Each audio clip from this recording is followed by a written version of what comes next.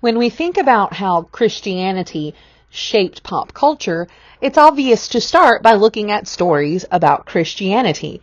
And one such story is young Goodman Brown. It's set during the High Puritan era, but it was written sometime later. And as such, it allows us a valuable context to see how people perceived the Puritans and how they shaped what was to come. Okay, Nathaniel Hawthorne. Obviously one of the kind of foremost American dark romanticists. You probably have read The Scarlet Letter. If you didn't like it, I encourage you guys to wait until you're like 30 and read it again. It's a very different novel when you have a kind of a different set of life experiences. Anyway, so Hawthorne's kind of interesting. He was born in Salem, so he's kind of steeped in this whole history his entire life. He had this family member, this great-great-great-grandfather, John Hawthorne, who was an actual judge at the Salem witch trials, and he grew up just absolutely humiliated by that. The family changed the spelling of the name to Hawthorne to kind of distance himself from it. And being critical of Puritanism became kind of a pastime of his, and most of his stories have something to do with that. He considered them, quote, cautionary tales about the extremes of individualism and reliance on human beings. And that is really a way to think about Dark Romanticism as a whole. He also has ties to the Transcendental movement. He knew a lot of the big Transcendentalists we're going to talk about. He knew Longfellow, he knew Emerson, he knew Thoreau. Excuse me. His wife was a Transcendentalist. They both lived for a while at one of the big Transcendentalist communes. So he wasn't somebody who was very much about a bootstraps person, which is kind of funny. He actually he had a sinecure in the Salem's Custom House. If you remember, that's one of the things that the Puritans were really mad about happening in the church were sinecures. He was personal friends with President Franklin Pierce, and for that he got he was a consulate to Britain after Pierce became president. So there's kind of some shadiness there, but the Scarlet Letter was very important. It was one of the first mass-produced books in American history. And regardless of how you feel about it, and this is actually going to be quite ironic later on in the semester when we talk about sentimentalism, Hawthorne is considered a feminist author in China because of the Scarlet Letter, even though he really hated the female authors of his day. So kind of an interesting bio there. So there are a lot of contextual and historical references that happen in the Scarlet Letter, and they're absolutely in there for a reason, and we need to talk about them. So, for example, we talk about King Philip's War. There's the line, well, actually, they all kind of happen at the same time. So let's talk about the allusions, and we'll talk about the literature. There's a mention of persecuting the Quakers, and of course, the whole thing, brings up ideas of the Salem witch trials. And this happens when, he's walking through the woods and he runs into Satan, and he says, Satan goes, "Hey, I was there. I was there when all these things happened. I helped your grandfather, the constable, when he lashed the Quaker woman so smartly through the streets of Salem. And it was I that brought your father a pitch pine knot kindled at my own hearth to set fire to an Indian village in King Philip's War." So, a lot of times when we read this, we get this idea of, so Satan's just been communing with the Puritans for a long time, but there's more than that going on here. He wants to remind the reader that the Puritans have done a lot of really terrible things in the name of God. So they didn't allow Quakers to live there, remember? Now, obviously, in the cities, we had a lot more of a mixed kind of grouping, but in these smaller towns that had more of the separatist population, you weren't allowed to worship with them. You weren't allowed to go to church. It was illegal, really, to be a Quaker, and you could be excommunicated, run out of town, or you were quite likely to be killed or die. And they did this in the name of God. It's easy when you read, for example, Mary Rowlandson, to think about the natives as being kind of these horrible people, but who instigated? We only get one side of the story. And And so again, Hawthorne's saying, yeah, they did this in the name of God, but what were they doing, and was that really a godly thing? He's talking about this kind of dark romanticist idea that all human beings have this kind of innate capacity for, I don't want to use the word evil because I think that's pretty strong, but for badness, and they can justify it. It's pretty easy for human beings to justify really awful things. So that really makes people question morality. If we can do awful things in the name of good, I mean, even Hitler and the Nazis thought they were doing it for God. So what does that mean about goodness and morality? That's kind of the question that's being brought up. So it's really important that when we see contextual references, particularly to historical events in literature, that we make sure we understand what's being referenced. They're being brought up for a reason, so you always want to make sure that you reference them, that you look them up, that you know what's being talked about and why. Goody Cloyce and Martha Carrier are two other names that are brought up in this story. Again, always make sure you know who's being brought up and why. We remember Martha Carrier from reading that we did before. If you remember the Cotton Mather reading about the Salem witch trial, he has that really nice, just kind of casual anti-Semitism in there, where he calls her the Queen of Hell. Goody Cloyce was another person who's actually a real person who was persecuted during the Salem witch trials. If you remember from the story, she's the person who taught Brown his catechism, and he's just horrified to see her in the woods. She was accused of witchcraft along with both of her sisters, and she was the only one that escaped being killed for it. And by all accounts that we can see in the history, she was a devout, kind woman who was very charitable and didn't ever hurt anybody. And after her death, both of her sisters and her were all cleared on charges, because the girl, Ann Putnam Jr., the young girl who did accuse them all, she actually confessed to having falsely accused them. This was in 1706. And here's the actual quote. She goes, "And particularly as I was a chief instrument of accusing Goodwife Nurse and her two sisters," it's Rebecca Nurse, "I desire to lie in the dust and to be humbled for it, and that I was a cause with others of so sad a calamity to them and their families, for which cause I desire to lie in the dust and earnestly beg forgiveness of God, and from all those unto whom I have given just cause of sorrow and defense, whose relations were taken away or accused." I mean, they were, executed, but sure. So, and again, why was this included? Well, Brown just kind of immediately goes, okay, sure, she's a witch. I see her in the woods. There you go, she's a witch. And he's horrified. And he immediately becomes wary of her. If she, this person who was so godly, could be a witch, well, then anybody in town could be a witch. And he immediately becomes suspicious of her and everybody else forever. He believes that nobody is safe, but that questions his faith, right? His faith in her couldn't possibly have been that strong to begin with. He sees her piety as superficial, but he never stops to kind of question the fact that, well, he's in the woods too, he's there as well. So he never kind of questions his own hypocrisy here. And you also have this question, if he was sleeping and dreamt the whole thing, that also brings up kind of questions about kind of the spectral evidence that was used in the Salem witch trials. And that's one of the things that Hawthorne's doing in this story, because essentially that's what Brown is using. He's using what amounts to spectral evidence to make his conclusions about all the people in his town forever after. I hope that you guys paid attention to the title. With fiction, you should always pay attention to the title, but the young in Young Goodman Brown is particularly pronounced. Goodman is just a title like Mr. So his name was Mr. Brown, essentially, but he's the young Goodman Brown.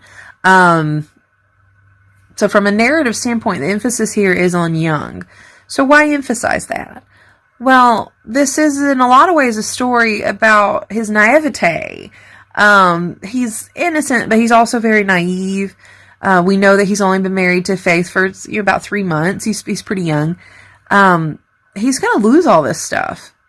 And once you lose your innocence, kind of the point of the story is it can't be gotten again. Once things are lost, you can't always get them back. Once things are seen, they can't be unseen. Once things are thought, they can't be unthought. He's not going to be young Goodman Brown by the end of this story. And if you remember, when he first meets the devil in the woods, the devil just looks like his father. He just looks like regular Goodman Brown. So who's he going to be at the end of the story? This is the first real test of his faith, of his marriage to faith. Because that is not a subtle symbol at all. His faith is not going to survive the test of this marriage. So that young part is going to be lost. And of course, at the end, he dies an old man who never had any faith again. So we do see that at the end of the story.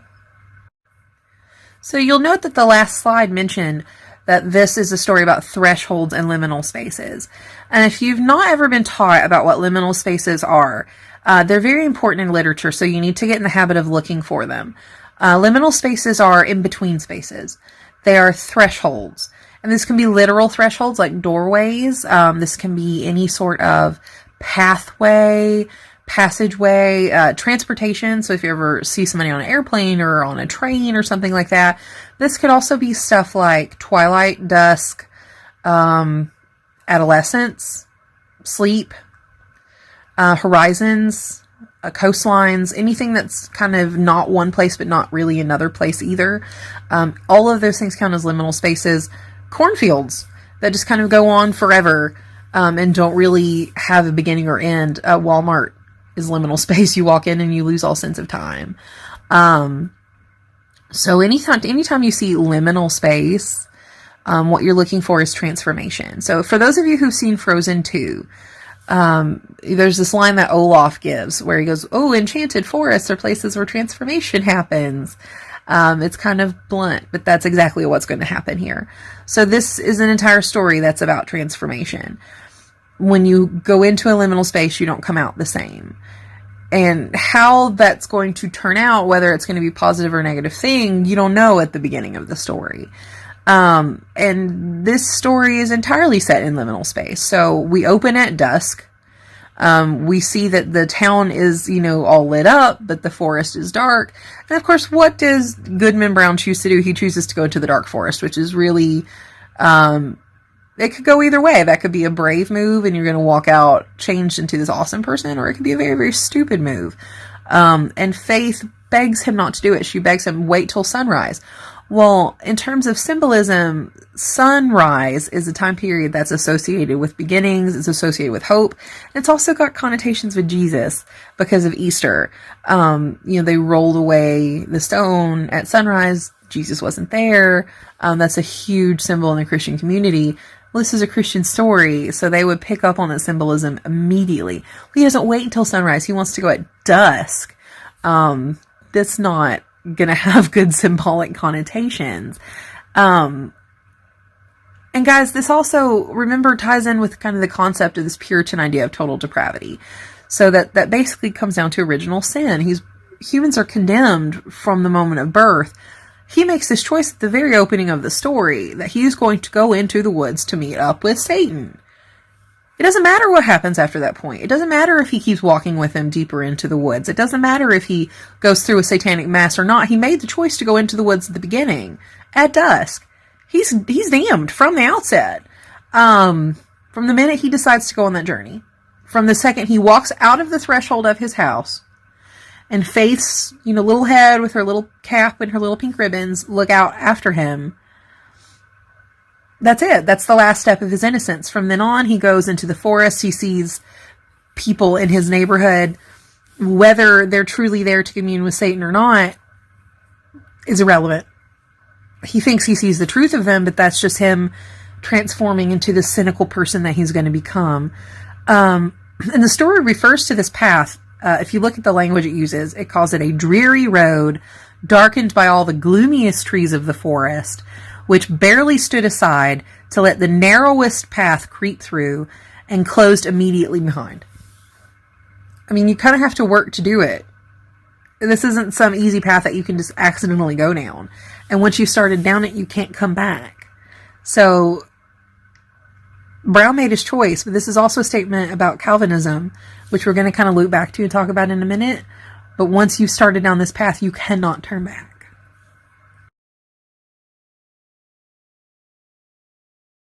With Hawthorne, the trick to reading symbols is that there are just so many of them.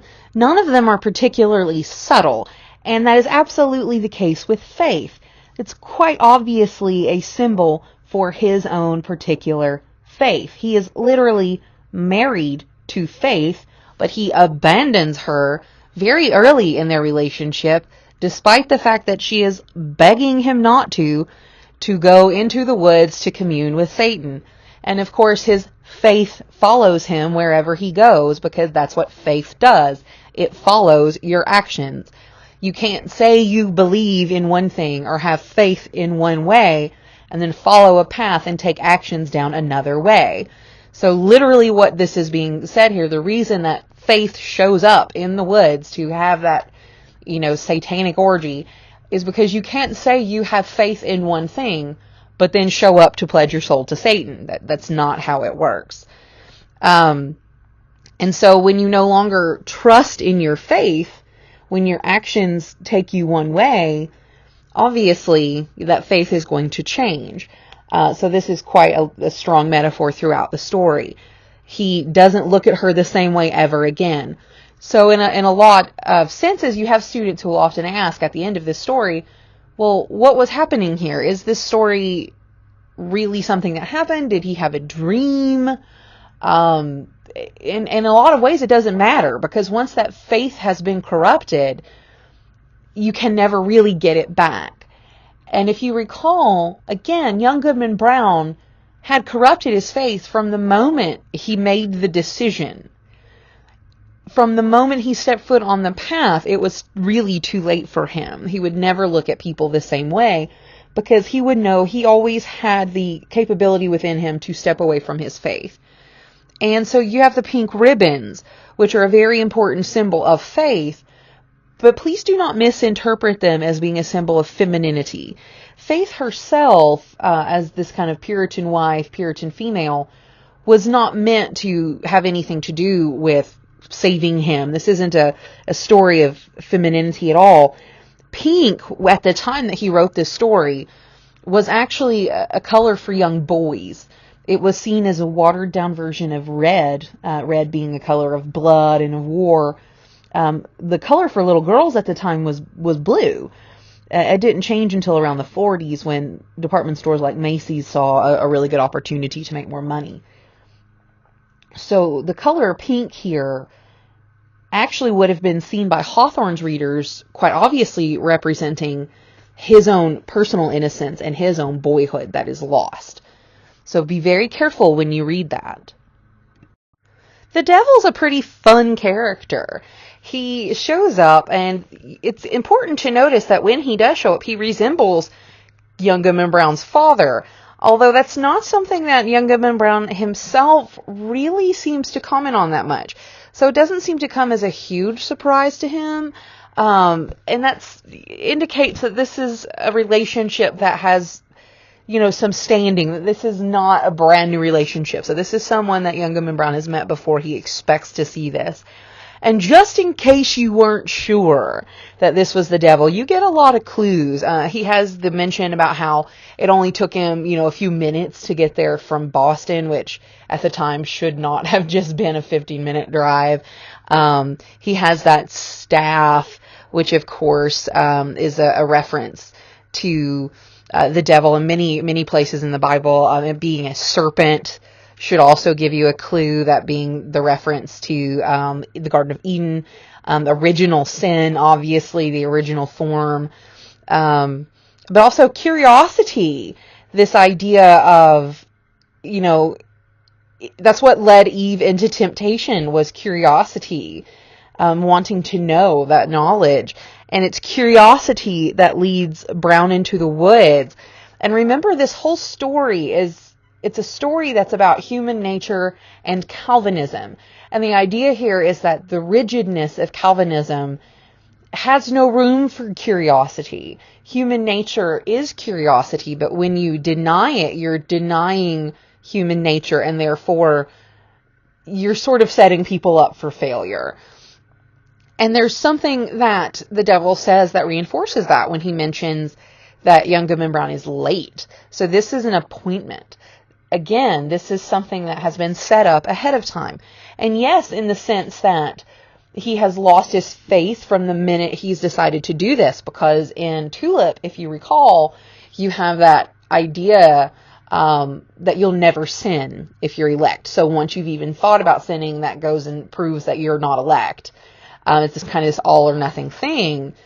So yes, once he's decided he's gonna walk outside and go down the path, it's done.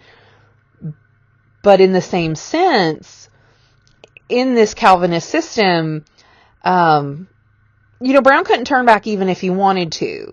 He has curiosity. Human nature is going to lead him to question these things. You're going to have emotions. You're going to have anger. You're going to feel greed.